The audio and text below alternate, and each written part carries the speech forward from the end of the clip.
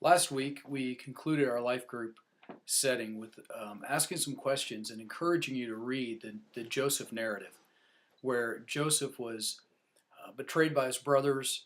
He kind of, he did some things that made his brothers a little angry, claiming to be the favorite of the father, and that when he told him about the dream, that one day even his mom and dad were going to bow down to him, as well as his brothers, his 11 brothers, and they just couldn't get their mind around that. They didn't like it, and so they sold him into slavery. They told his father that he had died, and Joseph's narrative really, in some interesting ways, can be seen in James, the book of James, when James says, "Consider it pure joy, my brothers, whenever you face trials of many kinds."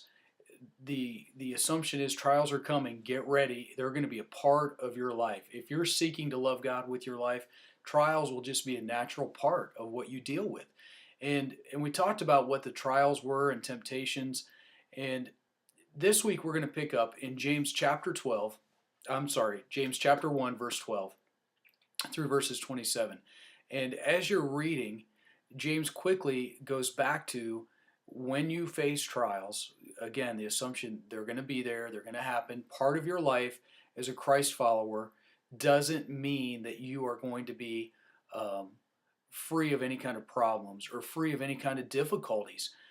And so he's saying, get ready, be prepared. They will happen in your life.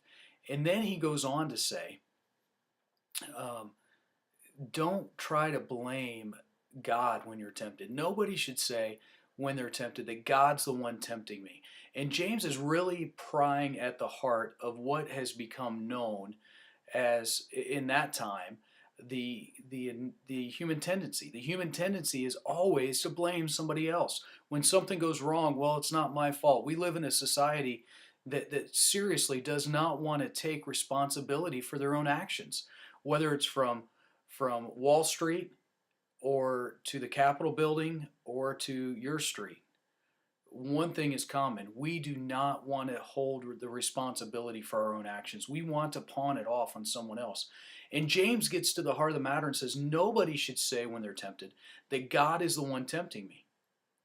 For God cannot be tempted by evil, nor does he tempt others with it. And he breaks it down into what was commonly known in his time as the Yetzer Hatab, the good tendency, or the Yetzer Hara, the evil tendency. And it's innate in humanity that we do have leanings to do good, leanings that are intended to help others, desires to do right things. And yet the other counterpart is there too, the tendency to do evil, the tendency to want to um, step on others to get our way tendency, the Yetzer Hara. And James is calling that out, and he's saying you have to take your own responsibility because you're tempted when your desire leads to actions, or as he calls it, sin, which leads to consequences, which he calls death. So everybody's responsible for their own temptations.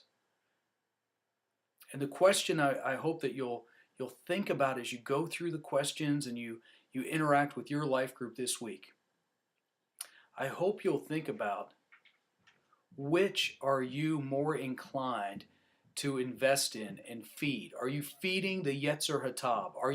Are you wanting the good tendency to be more bona fide in your life? Or do you make excuses for your Yetzer Hara and try to blame others for the times when you act out, or that sounds like a kid term, but it's an adult term too, in our spiritual maturity, the times that you say things that really are not pleasing to God or beneficial to others? Are you allowing your Yetzer Hara to overwhelm you with sarcasm, which leads to cynicism and really does no valuable good for the kingdom?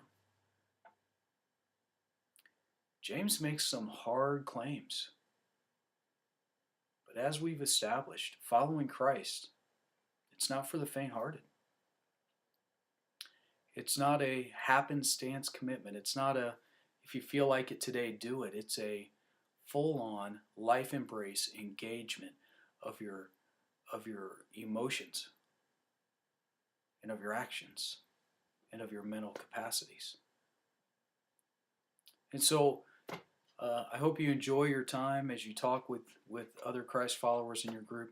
I hope that you're more bona fide spiritually as a result of your time together. God bless you. See you next week.